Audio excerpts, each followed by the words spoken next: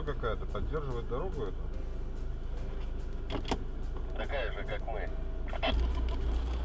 Вы заметили, да? Второй день, а Вовка все еще с вами. Шайтан меня тут не трогает. Молчи, не каркай. Так ты же на своей земле, на родной. У меня такое ощущение, так по навигатору точно по ней идем, но такое ощущение, что здесь-то давно никто не ездил. Ну, 3 года назад тут был маршрут.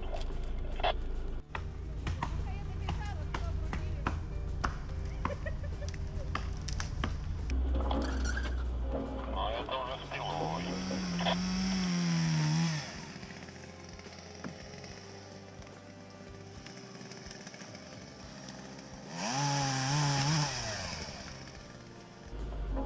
Тут флажок потерял, висит на дереве.